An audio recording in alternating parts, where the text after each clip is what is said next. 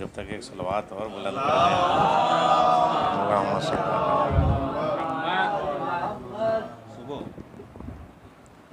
हाँ, बहुत शुक्रिया वजूदुल इस्लाम वल मुस्लिमीन मौलाना सैयद हसन मेहदी मेरठी साहब और मेज़बान ख़ुसूसी प्रोफेसर सैयद अली इरफान अर्शी नकवी साहब और मेरे यमीन व यसार यानी मैमना और मैसरा में महाज़ ख़िताबत के शहसवार डॉक्टर मौलाना मिर्ज़ा शफ़ीक़ हुसैन शफ़क़ साहब और डॉक्टर मौलाना सैयद रेहान हसन साहब वाइज़ और फ़र्श अज़ा पे जलवा अफरोज़ अर्श रसाइयात के चाँद सितारों, मैं आप सबका इस अज़ाख़ाने में खैर मक़दम करता हूँ। अब थोड़ी सी गुफ्तगू हम उस रसाई अदब की तरफ चलते हैं और ख़ास तरीक़े से सोज़ ख़ानी और सलाम ख़ानी और नोहा ख़ानी और रोज़ा ख़ानी और मरसिया ख़ानी की तरफ चलते हैं। मुझे नहीं मालूम कि हिंदुस्तान में बल्कि पूरी दुनिया में कितनी ज़बानें बोली जाती हैं। मुझे ये भी नहीं मालूम कि सबसे पहली ज़बान कौन सी थी, पता नहीं कलदानी थी या सुरयानी थी।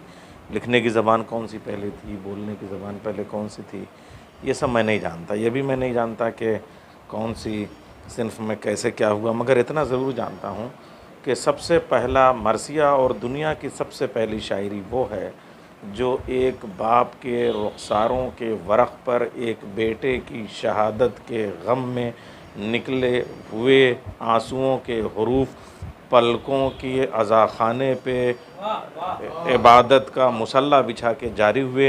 उस बाप का नाम आदम है और बेटे का नाम हाबिल है। सल्लल्लाहु अला मोहम्मद व आले मोहम्मद। इसका मतलब दुनिया की पहली ज़बान और पहला अदब और पहला मरसिया और पहला शेर जो है वो आदम की ज़बान से निकला।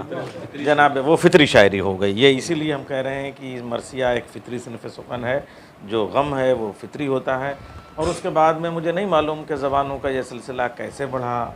मैं ज़बान का तालिब इल्म नहीं, लिसानियात मेरा मैदान नहीं, मगर हाँ इतना थोड़ा सा है कि हमारी जो एंशियंट लैंग्वेज है वो है हिब्रू, इब्रानी ज़बान है। और उसमें जब हम देखते हैं तो जो तौरात है वो हिब्रू ज़बान में है, जनाब मूसा की ज़बान है। उसमें जो नवहे हैं वो हज़रत दानियाल का एक नवहा है हिब्रू ज़बान में, और वो उन्होंने इमाम हुसैन ही के लिए कहा था और क़ब्ल शहादत कहा था और फ़रात के किनारे कहा था। मालूम यह हुआ वाक़े करबला बाद में रूनुमा हुआ, वाक़े करबला के मरसिए पहले से नबूवतों और इस्मतों की ज़बान में कहे जाने लगे थे। ये एक दूसरा पॉइंट निकल के आया। और तीसरे फिर जो हिब्रू से हमारा अदब जो है वो ट्रांसफ़र हुआ, वो अरबी ज़बान में तर्जुमे हुए। हिब्रू के सारे तर्जुमे अरबी ज़बान में हुए और हिब्रू और अरबी का वही रिश्ता है जो उर्दू और फ़ारसी का रिश्ता है। यानी जो अच्छी फ़ारसी जाने वो उर्दू ज़बान जो है वो ज़रूर जानेगा। तो इसी तरीक़े से हिब्रू एक यहाँ पे मैं, चूँकि कलकत्ता है और मार्क्स का ये इलाक़ा है, कार्ल मार्क्स का, तो उसमें जब मैंने दास कैपिटल को उसकी दोनों जिल्दों को पढ़ा और तो देखा कि एक जगह पे कार्ल मार्क्स कहता है कि मुझे जो है वो अरबी ज़बान नहीं आती। लेकिन कोई अगर ये नहीं कहता है नहीं आती तो इसका मतलब वो कुछ न कुछ मामला है। जब कोई ये कहे कि नहीं आती तो समझ लिए कुछ न कुछ आता ज़रूर है। तो वो उसने अपनी असल चीज़ को छुपाने के लिए ये बात कही थी। इरफान भाई मैं बड़ी आप सबके सामने बड़ी ज़िम्मेदारी से ये बात, और ये थीसिस अभी तक उठाई नहीं मैंने, सिवाय ये कि एक बार मुझे मौका मिल गया था जामिया अज़हर के वाइस चांसलर हमारे दोस्त हैं यूसुफ़ आमिर, उनके साथ JNU में मैंने ये मौजू उठाया और उस पर बात की थी, क्योंकि उसी नज़रिए की जगह थी कि जो मालिक अश्तर का ख़त है मौलाए कायनात ने लिखा था, पूरी दास कैपिटल उससे आगे जाती ही नहीं है। बस ये है कि मालिक अश्तर को जो ख़त लिखा गया था जेन्युइन था, इसलिए अली के पास उस थ्योरी के साथ जो है वो यानी कि किरदार भी मौजूद है। सरकार आप फ़ोन रिसीव कर लें ताकि उसके बाद मैं गुफ्तगू करूं और उनको भी ऑनलाइन सुनाएं। सलवात भेजें मोहम्मद वाले अल्लाहुम्मा सल्ली अला मोहम्मद। जी जी जी, नहीं मैं 2-3 बार सलवात भिजवाते भिजवाते रह गया कि सलवात भेजे मोहम्मद वाले मोहम्मद मा सल्ले अला मोहम्मद वाले मोहम्मद पर। तो उसके पास किरदार नहीं है, वो ये मिल मज़दूर की बात करता है कि मज़दूर को उसकी तनख्वाह मिलनी चाहिए, मगर उसका कैरेक्टर उसके पास रही। अल्लाह का शुक्र है कि मौलाए कायनात, हमने देखा जो कानून बनाता है वो चला नहीं पाता, जो चलाता है वो बना नहीं पाता। दुनिया में सिर्फ अली की ज़ात है जो कानून बनाए तो नहजुल बलागा, कानून चलाए तो मस्जिद कूफा। तो उनके पास कम्बर जैसा कैरेक्टर भी मौजूद है। तो वो जो पूरी दास कैपिटल है वो मालिकी अश्तर का ख़त है जिसको उसने एक्सप्लेन कर दिया, 2 जिल्दों में एक्सप्लेन कर दिया एक ख़त को। लेकिन अफसोस इस बात पे है कि हमारे पास इतने बड़े किरदार होने के बावजूद अदब में हम कोई तहरीक क्यों नहीं लेके आ पाए। हम लोमम्बा के कत्ल की नज़में पेश करते हैं, हम लिदतिसे के वाक़े को पेश करते हैं, हम लेनिन के कत्ल पे नज़में कहते हैं और उसको हम मार्क्सी अदब की तहरीक बयान करते हैं। हमने मालिक अश्तर के ऊपर क्यों नहीं कोई नज़म कही, हमने कुमैल के ऊपर क्यों नहीं कोई नज़म कही, हमने अबू ज़र गफ़ारी के ऊपर क्यों नहीं कहा। ये एक अलग सी बात है। चलिए खैर, अब यहाँ से हम चलते हैं कि हिब्रू से सारा अदब अरबी में गया। तो अरबी में मरसिए कहने की जो रवायत है वो मुझे नहीं मालूम कि अल्लामा शिबली नुमानी ने क्यों लिखा और क्या लिखा, मगर ये बात वो ये कहे जाते हैं सीरत हिशाम के हवाले से भी कि ख़ुद रसूल अल्लाह रोने वालियों को जमा करा के जंग बद्र और जंग उहद में नौहा पढ़वाते रहे, सोस पढ़वाते रहे, मरसिया पढ़वाते रहे। सीरत हिशाम के हवाले से उन्होंने ये बात कही। और फिर 2 नाम उन्होंने लिए, मुतम्मिम नवेरा और खनसा, जिन्होंने जो है वो अपने भाई के लिए जो है मरसिए कहे। और उसके बाद वक्त के खलीफा ने कहा मेरे भाई के लिए मरसिए कहो, कहा भी मगर उसमें असर नहीं पैदा हुआ। तो फिर उनके ऊपर जब कदगन लगाई गई तो उन्होंने कहा वो मरने वाला आपका भाई था और ये जो मरसिया हमने कहा अपने भाई के लिए। मालूम ये हुआ करबला के मरसिए कहने के लिए खाली दिमाग की ज़रूरत नहीं बल्कि दिल की ज़रूरत है। दिल करबला होना चाहिए, आंखें फ़ुरात होनी चाहिए। एक सलवात भेजे मोहम्मद वाले मोहम्मद पर। अब जब हम अरबी में मरसिए की बात कहेंगे तो जो इब्न रशीख की जो किताब है और अरबी तनक़ीद की पहली किताब, मुझे नहीं मालूम पहली वही है कि नहीं है, मगर वो उसको 2 तरह से भी तलफ़्फ़ुज़ कर सकते हैं, अल-उम्दा भी और अल-अम्दा भी। उसमें वो कहते हैं बनु हाशिम में मर्द तो मर्द, कोई औरत भी ऐसी नहीं है जो फसाहत और बलागत का मोजज़ा ना हो। तो चुनांचे हम अब बड़ी जल्दी बात करेंगे। हज़रत अबू तालिब ने जो नात कही, जो कसीदा कहा, वो सब यानी ये समझ लिए कि हमारे अदब का मेयार है, उसको पढ़े बग़ैर हम अरबी अदब को नहीं समझ सकते। नात पढ़ने पे हमको बड़ा फ़ख्र है और नात के मूजिद का नाम लेने के लिए हमारे पास जो है वो गुंजाइश नहीं है, जो गरीब बात है। तो उसके बाद ख़ुद हज़रत अबू तालिब का जो मरसिया मौलाए कायनात ने कहा है वो दीवान इमाम में जो है वो एक गज़ब का शाहकार है। 2 चीज़ें हैं, एक हज़रत अबू तालिब का मरसिया जैसा मौलाए कायनात ने कहा वो अरबी मरसिए का शाहकार है, और एक अपने बाप का रसूल का मरसिया जो शहज़ादी कौनैन ने कहा सुब्बत अलैया मसाइबुन लौ अन्नहा सुब्बत अलैया मसिरना लयालिया, ये ख़ुद मासूमीन के सिलसिले का ये हमारे पास बुनियादी माखज़ है। शहज़ादी कौनैन ने मरसिया कहा। और उसके बाद इमाम हसन, इमाम हुसैन ने तो हर शहीद की लाश उठाते हुए फिलबदी मरसिए का, हज़रत अब्बास का मरसिया, हज़रत अली अकबर का मरसिया, वो अरबी के टुकड़े में इस वक्त दोहराऊँ तो बहुत तवील हो जाएगा। और फिर इमामों तक सिलसिला चलता रहा। हद यह है कि वो दुआएँ जो गालिब की बात आप कर रहे हैं, गालिब का मैं बड़ा एहतराम करता हूँ। और मैंने जब भी गालिब एकेडमी में गालिब पे बोलने के लिए मुझे बुलाया, लिखने के लिए, तो वो सब मेरे मकाले वगैरह किताबी शक्ल में भी महफूज हैं, मौजूद हैं। तो मुफ्ती मोहम्मद अब्बास साहब से गालिब जो है वो इतना इंस्पायर थे कि जो दुआए सबा मौलाए कायनात की है उसका उन्होंने पहले फ़ारसी में नस्र में तर्जुमा करवाया, फिर मंजूम तर्जुमा किया। फिर जो चौथे इमाम उस दुआ को पढ़ने के बाद में अपने टुकड़े लगाते थे उसका भी उन्होंने तर्जुमा किया है। और ज़ाहिर सी बात है मौला का कलाम तो मौला का कलाम है, मगर गालिब ने जो फ़ारसी में अपनी हद तक एक इंसान की हद तक कोशिश की है। ज़ाहिर सी बात है वो जो दुआ है मौला की या मन दल्ला ज़ात बिज़ात ही है ना, वो अजीब वो गरीब ज़बान है, उसका तो तर्जुमा मुमकिन नहीं है, मगर बहरहाल ये सिलसिला आगे बढ़ा है। और फिर 8वें इमाम ने देवल के मरसिए पे जो मिसरे लगाए हैं वो उसका एक पूरा सिलसिला है। अरबी से ये पूरा अदब ट्रांसफ़र होके ईरान में जाता है और ईरान में मोहतशिम काशी हैं, खाकानी हैं, कहानी हैं, मनूचहरी हैं, ये सब जो हैं वो मरसिए की उस पूरी रिवायत को फ़रोग़ देते हैं। लेकिन अभी जो है वो अकेरा बयानिया वहाँ था, और वहाँ से इंस्पायर होके हमारी ज़बान जो पैदा होती है वो पहली बार जो आँख खोलती है वो हैदराबाद दक्कन में। हैदराबाद दक्कन में मिस्कीन हैं, वाक़िफ़ हैं, मतीन हैं, गोया हैं, चाहे आप उनके नौहे कहें नौहा ख़ानी, चाहे मरसिए कहें तो मरसिया ख़ानी। और फिर वहाँ के बाद बाज़ाब्ता तौर पर जो मुसद्दस की फ़ॉर्म में हमारा पहला मरसिया आता है वो सौदा के हवाले से आता है, और सौदा ने उसे मुसद्दस, और फिर वो काफ़िला लखनऊ पहुँच जाता है। लखनऊ में मीर ज़मीर, मीर खलीक़ और फसीह और छन्नू लाल दिलगीर, ये वो सुतून हैं, वो अनासिर अरबा हैं जिनसे मरसिए का पूरा महल तामीर होता है। और फिर वहीं से छठे और सातवें आसमान पे हमारा मरसिया पहुंचता है, जिसे मीर बबर अली अनीस और मिर्ज़ा सलामत अली दबीर कहते हैं। दोनों के लिए एक सलवात आप इरशाद फरमाएं।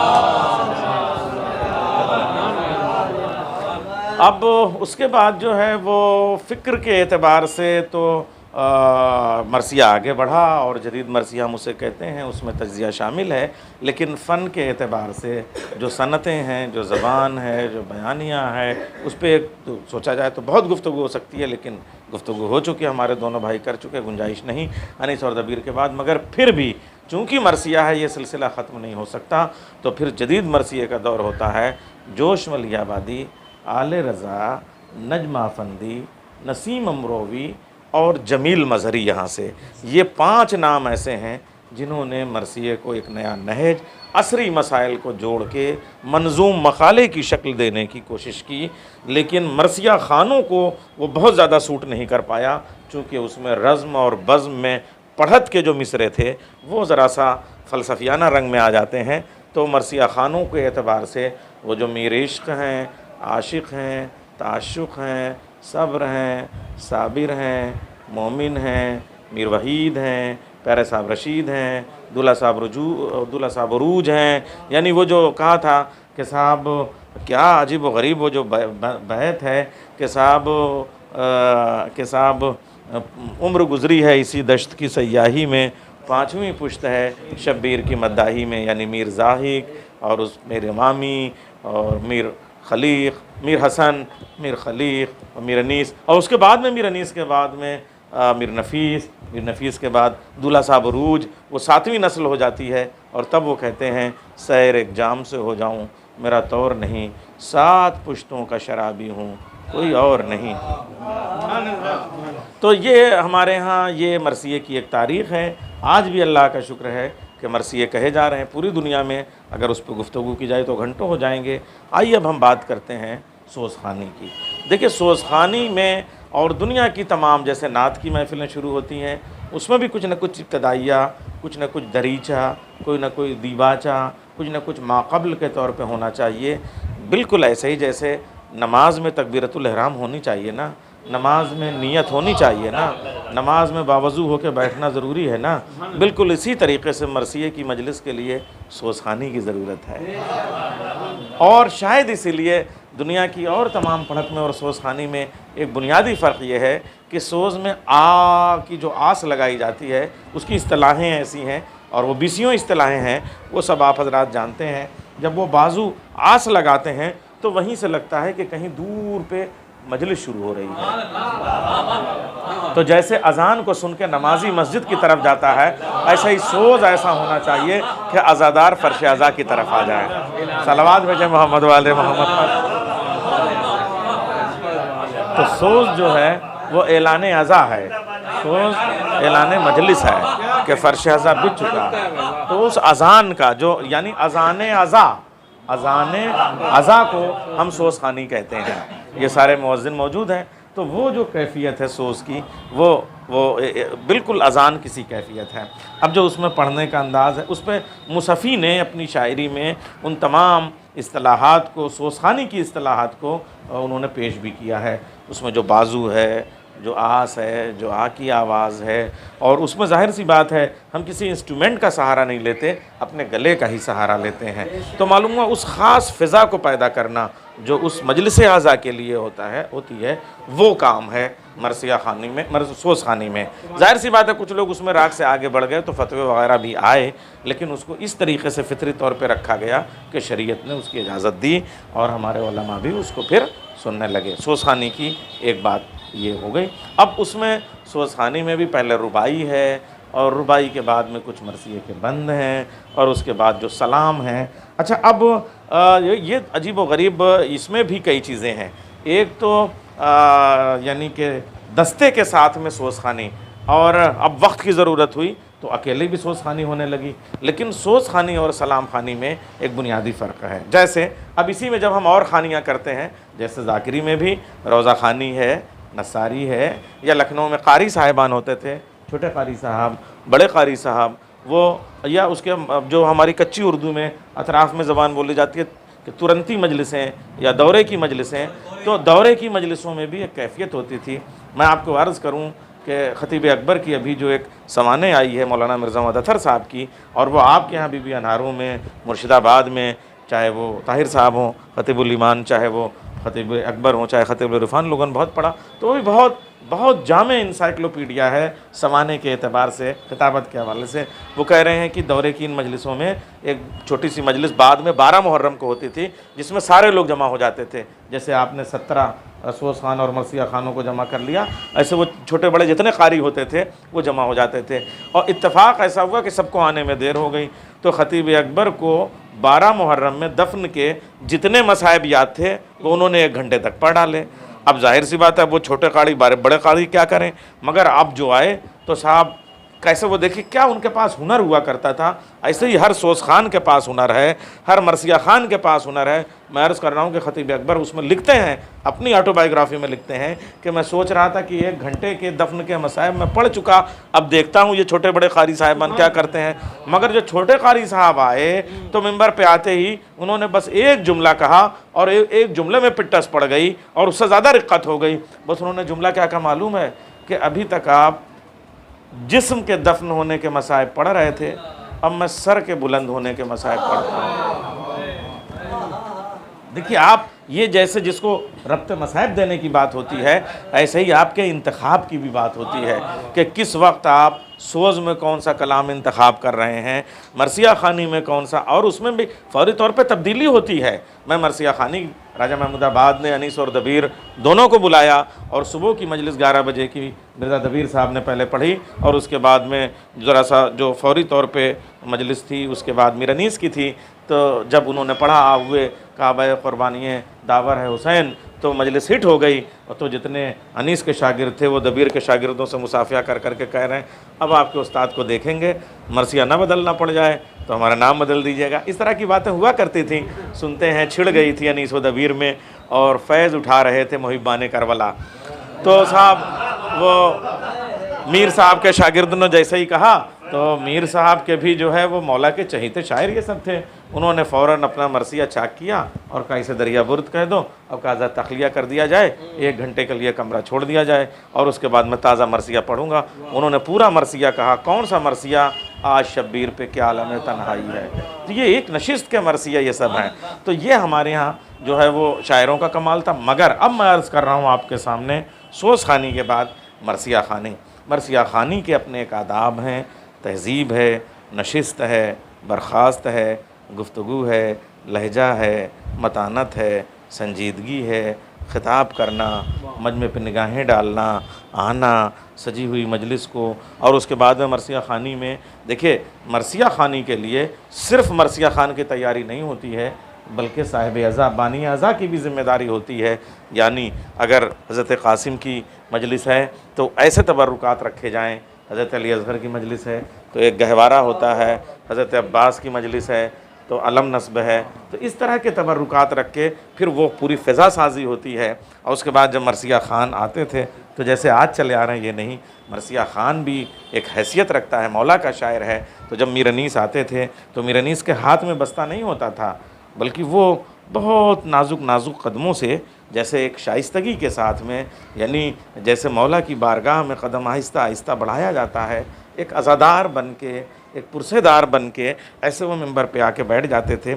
और दोनों कदमों में ना बहुत ज़्यादा फासला, ना बहुत एकदम मिले हुए, बल्कि बराबर से कदम रख के ऐसे आराम से बैठते थे।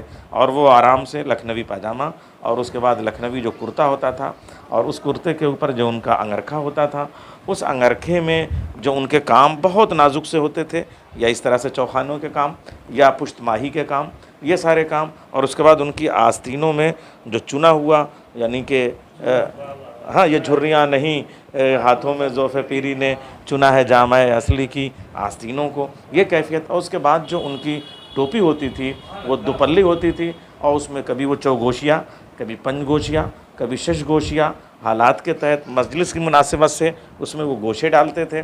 और गोशे डालने के बाद नहायत मतानत के साथ आके बैठ जाते थे। और वो चेहरे का रोब होता था कि पूरी मजलिस में ऐसा लगता था कि एक चाँद को लाके उसके हाले में बिठा दिया गया है। एक सलवात भेजें ज़रा, मैं लुत्फ़ ले रहा हूँ। और ऐसा लगता था कि एक तस्वीर है जो बोलने जा रही है, यानी एक तस्वीर अब बोलने जा रही है।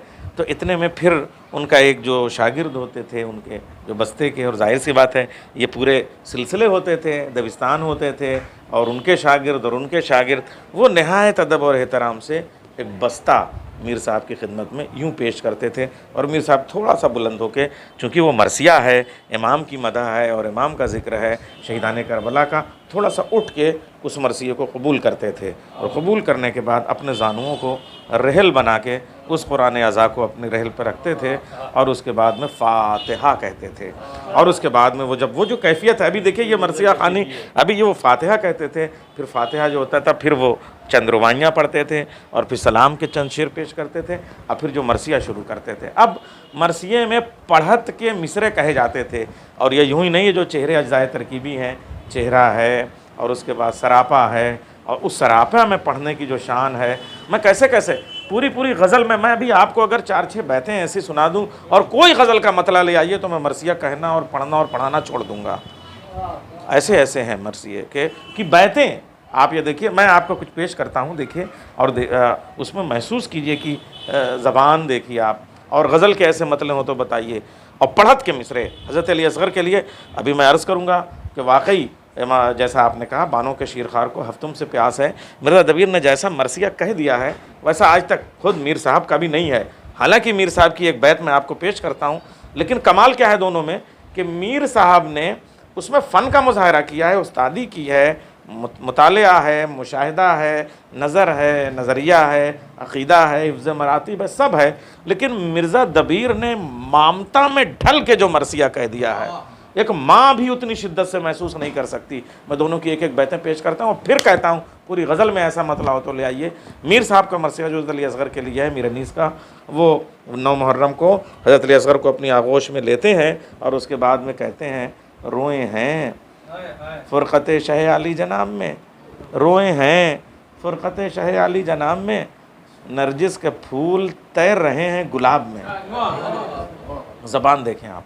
तो इसमें आप जो मज़मून आफरीनी है इस बैत में, या जो पढ़ने के लिए है, बहुत कुछ है। लेकिन जो मिर्ज़ा दबीर का कमाल है, जब वो एक माँ की हैसियत से, कि माँ ऐसा लगता है, महसूस करती है कि मैं जिधर जिधर जा रही हूँ झूले से मेरा बेटा मुझी को देख रहा है, मेरा बच्चा मुझी को देख रहा है। तो ये जो कैफियत है, और उसके बाद में फिर जब वो मायूस होती है कि नहीं, इसका तो मनका ढला हुआ है, इसकी तो पुतलियाँ ढली हुई हैं, इसके तो लब खामोश हैं, अब तो ये प्यास से बोल नहीं पा रहा है, तब वो कहती है, एक माँ कहती है, और मिर्ज़ा दबीर उसे ज़बान देते हैं कि साहब पिछले को आँख खोली थी, अब खोलते नहीं। अब लखनऊ की ज़बान में जो पिछला है, पिछले को आँख खोली थी, अब खोलते नहीं, हंसते नहीं, हुमकते नहीं, बोलते नहीं। एक माँ इस अंदाज में जो कहती है, ये सब हमारे मरसियों में इतना बड़ा सरमाया है।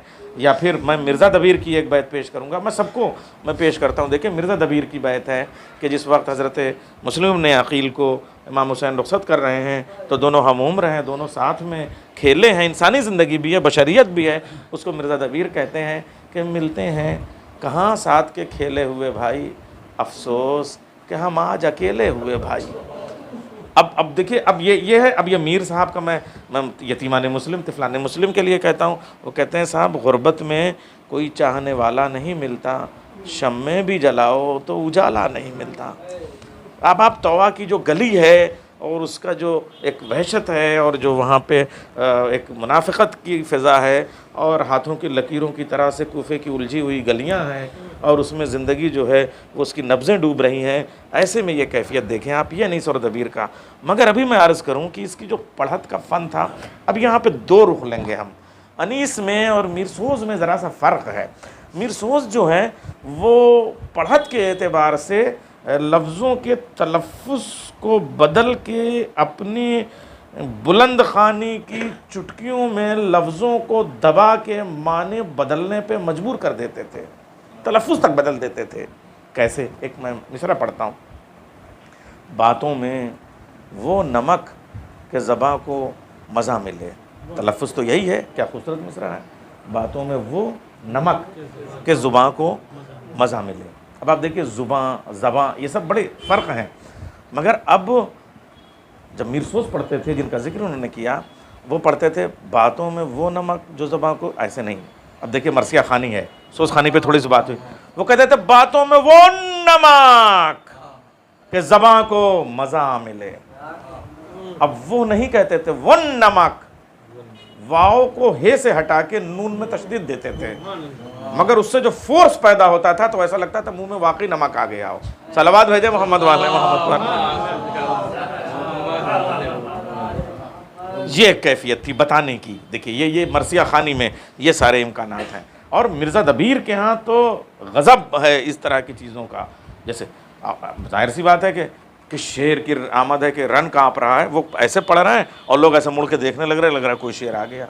ये मरसिया खानी का कमाल होता है ना, रन एक तरफ चरखे कौन काँप रहा है। इसमें जो एक मावराई फ़िज़ा है, यानी जो चीज़ नामुमकिन है उसे मुमकिन करके दिखा रहे हैं। शेर से, है ना, शेर से इंसान काँपता है, ज़मीन नहीं काँपती। अच्छा चलिए, अगर काँप भी जाए तो ज़मीन को ज़लज़ला आता है, आसमान को नहीं आता। अच्छा चलो, आसमान को भी ज़लज़ला जाता है तो हर कसरे सलातीन ज़मन काँप रहा है। बादशाह को फुरेरी और झुरेरी आती है, कहीं महल को तो नहीं आती। अच्छा चलिए, महल का भी ढा जाए तो साहब, है रुस्तम का बदन ज़ेरे कफन काँप रहा है। अरे भाई, जिंदा काँपता है, मुर्दा थोड़ी काँपता है। रुस्तम का बदन ज़ेरे कफन काँप रहा है। अच्छा चलो इंसान, चलो हम कह लें, चलो मुर्दे को भी हो सकता है काँपता हुआ आप दिखा लें, ऐठन नटन कुछ होने लगी हो तो साहब चलो भाई ठीक है। मगर यहाँ क्या कह रहे हैं कि साहब चलो इंसान को काँपेगा, फरिश्ता तो नहीं काँपेगा ना भाई। उसके पास तो ना खून है, ना खौफ है, ना भूख लगती है, ना प्यास लगती है, ना डर लगता है। मगर क्या, जिब्रील बकफ देख के हैदर के पिसर को, वो क्या है, तलवार शमशीर बकफ देख के हैदर के पिसर को जिब्रील रस्ते हैं समेटे हुए पर को। और जिब्रील, आप सोचिए, ये अब ये गैर मावराई चीज़ों को मावरा बना लेना, यानी एक ऐसी महसूसात को मुजस्सम करने का, सबसे पहले तो मिसरों में उन्होंने कमाल रखा कि परछाइयाँ मुजस्सम हो जाएं, एहसास सोच बन जाएं, दर्द जिस्म बन जाए, और उसके बाद में उसको पढ़ना, ये मिर्ज़ा दबीर का कमाल। वहीं कुछ कमाल मीर अनीस के ऐसे भी थे कि बग़ैर बताए बताते थे। मैं कई मिसरे आपको बताता हूँ। जैसे मदीने से ज़रा सा आगे निकलिए तो थोड़ा सा करबला जाते हुए एक मंजिल आती है गौर। वहीं से वो गौरी जो हैं, गौरी जो हमारे यहाँ आते हैं, एक सिलसिला, वो वहाँ की नस्ल है और सिलसिला है गौर। तो अब इमाम हुसैन जा रहे हैं, वतन की याद आएगी, मुड़ मुड़ के देखेंगे कि अब कितनी मंजिल रह गई है, कितना फ़रसा रह गया। तो वो कहते हैं देखा जो गौर से तो मदीना करीब था।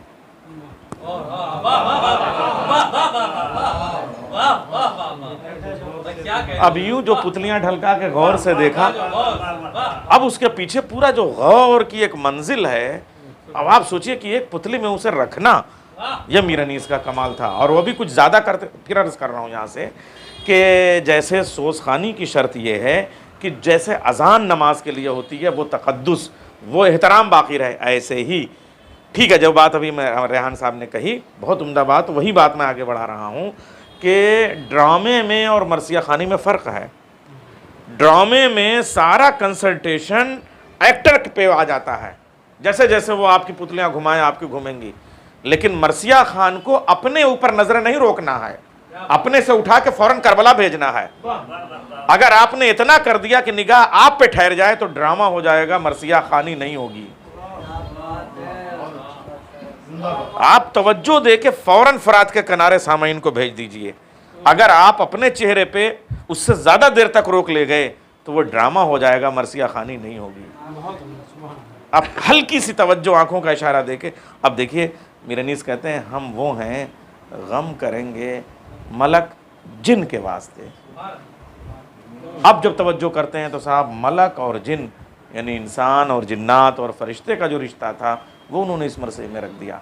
यह हमारी मरसिया खानी का बहुत बड़ा सरमाया है जिसको हमको पेश करना, चूँकि आज सोस खान हजरात भी हैं, मरसिया खान हजरात भी हैं, इसलिए थोड़ा सा मेरे अर्ज़ को तूल हो गया है। मगर मैं फिर अर्ज़ कर रहा हूँ कि ये चीज़ें इसलिए भी ज़रूरी हैं कि कलकत्ता अदब की बहुत बड़ी सरज़मीन है और हमारे इरफान साहब ने जो ये दबिस्तान फ़रोग़ मरसिया खानी कायम किया है, ये बड़ा काम है। और मैं इनके ज़रिए चूँकि यूनिवर्सिटी में ये प्रोफेसर हैं, अर्ज़ करूँगा दुनिया के किसी लिटरेचर में मोरालिटी के लिए, अखलाकियात के लिए मरसिए से बड़ा अगर कोई सब्जेक्ट हो तो मुझे ले आइए। गज़ल में सिर्फ महबूब का बयान होता है, बाप बेटे का बयान नहीं। हाँ, एक थोड़ा सा माँ का थोड़ा सा बयान आया तो वो भी कैसे कैसे होने लगा। आप देखिए साहब, मसनवी में सिर्फ हीरो और हीरोइन का बयान होता है, रुबाई में सिर्फ नसीहत देने वाला एक नासे मुल्ला जो है वो बैठा हुआ, या खमरियात की तरफ लेके चले जाइए आप। और साहब नज़्म गीत में जो है वो सिर्फ जो है वो माशूका की तरफ से मुजाहरा होता है, और इसके अलावा इंसानी रिश्ते कहाँ चले गए।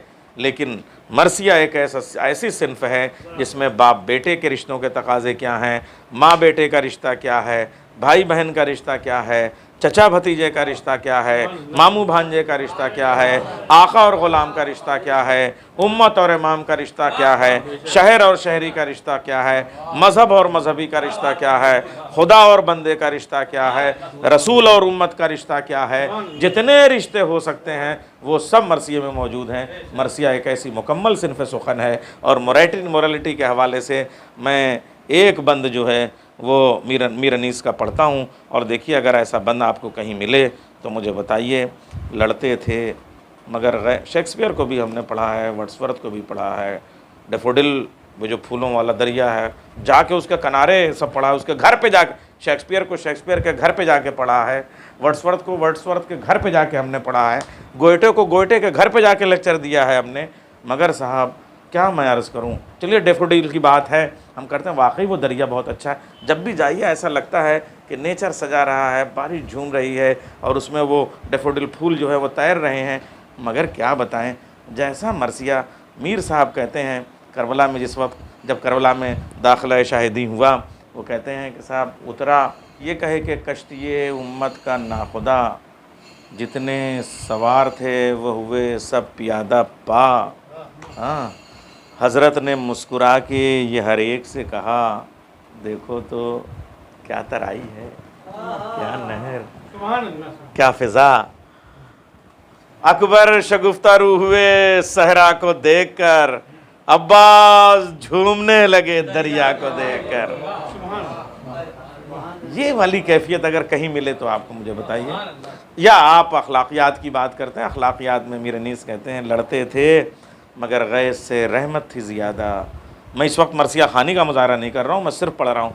लड़ते थे मगर गैस से रहमत थी ज़्यादा, शफ़क़त भी न कम थी जो शजाअत थी ज़्यादा, बेटों से ग़ुलामों की मोहब्बत थी ज़्यादा, नाना की तरह खातिर उम्मत थी ज़्यादा, तलवार न मारी जिसे मुँह मोड़ते देखा, आंसू भी निकल आए जो दम तोड़ते देखा।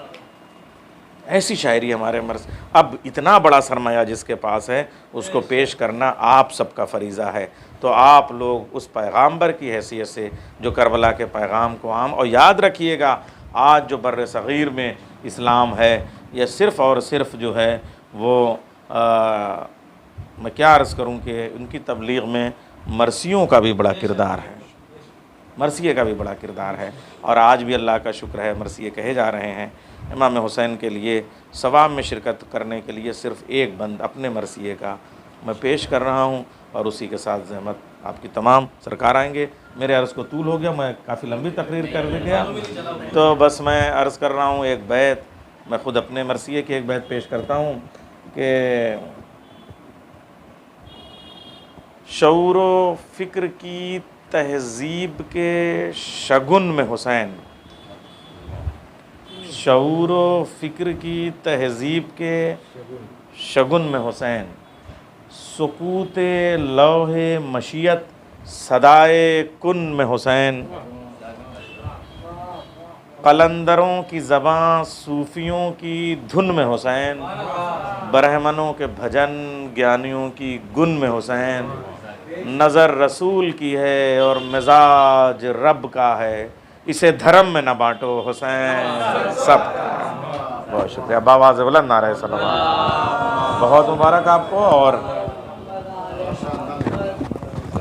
मुझे उम्मीद है कि आप मरसिया खानी का और सोस खानी का एक तवील सिलसिला चलेगा और इरफान भाई आपकी तौफ़ीक़ात में शहज़ादी इज़ाफ़ा फरमाएं।